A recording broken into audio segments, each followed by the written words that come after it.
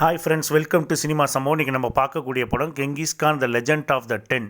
இந்த படத்தோட ஸ்டோரி ரொம்ப அருமையான ஸ்டோரி. இந்த ஸ்டோரியை பார்க்கும்போது ஒரு அம்மா தன்னோட குழந்தைக்கு சாப்பாடு ஊட்டும்போது சொல்லக்கூடிய ஒரு கதை மாதிரியும், வயசான தாத்தா பாட்டி தன்னோட பேரம்பேத்திங்களுக்கு தூங்கும்போது சொல்லக்கூடிய ஒரு கதை மாதிரியும் ஒரு இன்ட்ரெஸ்டிங்கான கதைங்க.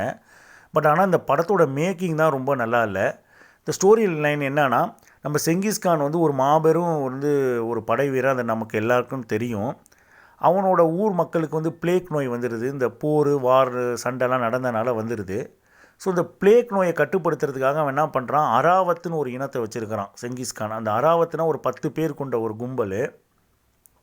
அவங்கள அனுப்பி ஒரு நல்ல ஒரு டாக்டரை போய் தூக்கிட்டு வாங்க அப்படின்னு சொல்லி அனுப்புகிறாப்புல நம்ம செங்கிஸ்கானு. ஸோ இதுக்கிடையில் செங்கிஸ்கானோட எதிரி படம் ஒன்று இருக்குது, அது பேர் ஹுக்கும்தர்ன்னு சொல்கிறாங்க. அந்த ஹுக்கும்தரோட தளபதி இருப்பார்ல, அவரும் என்ன பண்ணியிருக்காரு, செங்கிஸ்கான் படையில் சண்டை போட்டனால அவர் உடம்பு முடியாமல் அவரும் ட்ரீட்மெண்ட்டுக்காக அந்த மருத்துவரை டாக்டரை தேடி வந்துக்கிட்டு இருக்கிறாரு. இந்த ஹுக்கும்தர் படை தளபதிக்கு ஒரு மகன் இருக்கிறான். அந்த மகனுக்கு ஒரு குழந்தை இருக்குது. அந்த குழந்தை சூழ்ச்சியால் காணடிக்கப்படுது. இந்த காணா போன குழந்தை நம்ம செங்கிஸ்கானோட அராவத்து படையிட்ட மாட்டுது. ஸோ அவங்கக்கிட்ட அந்த குழந்தை இருக்குது. ஸோ 2 பேரும் மருத்துவரை தேடி போகிறாங்க.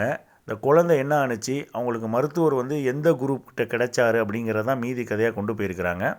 இந்த ஸ்டோரி லைன் ஒரு அருமையான ஸ்டோரி லைன். ஆனால் மேக்கிங் சுத்தமாக நல்லா இல்லை. இது ஒரு வார் மூவி. இதில் வரக்கூடிய சண்டையெல்லாம் பார்க்கும்பொழுது நமக்கு நாடகத்தன்மையாக இருந்துச்சு, ஒரு இன்ட்ரெஸ்டிங் ஃபேக்டராகவே இல்லை.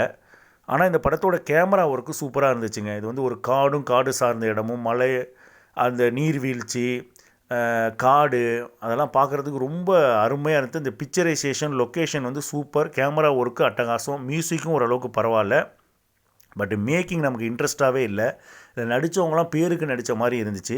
ஆனால் அதோட காஸ்டியூம் டிசைன் சூப்பராக இருந்துச்சு. அந்த பழங்காலத்து ட்ரெஸ்ஸு, அவங்க சர்வைவலுக்காக ராத்திரியில் வேட்டையாடி சாப்பிட்றது, அந்த பழங்காலத்து பாத்திரங்கள் இதெல்லாம் காமிச்சது, அவங்க போட்டிருக்க ட்ரெஸ்ஸு, அந்த குழந்தைக்கு கொடுத்துருக்கக்கூடிய அந்த ட்ரெஸ்ஸு, இதெல்லாம் பார்க்குறதுக்கு ரொம்ப இன்ட்ரெஸ்டிங் ஃபேக்டராக இருந்துச்சு. அந்த பிக்சரைசேஷனுக்காக இந்த படத்தை கண்டிப்பாக பார்க்கலாம். ஒரு நல்ல கதை. இது ஹாலிவுட்டுக்கிட்ட இந்த கதையை கொடுத்துருந்தாங்கன்னா கண்டிப்பாக இதை ஒரு நல்ல சூப்பராக மேக்கிங் பண்ணி இதை ஒரு இன்ட்ரெஸ்டிங் எலிமெண்ட் மூவியாகவே கொண்டு போயிருப்பாங்க. ஸோ பிக்சரைசேஷனுக்காக இந்த படத்தை பார்க்கலாம். ஸ்டோரி நல்ல ஸ்டோரி, மேக்கிங்கில் கோட்டை விட்டுட்டாங்கன்னு தான் சொல்லுவேன். டைம் கிடச்சா பாருங்கள். மீண்டும் ஒரு வீடியோவில் சந்திக்கிறேன். நன்றி, வணக்கம்.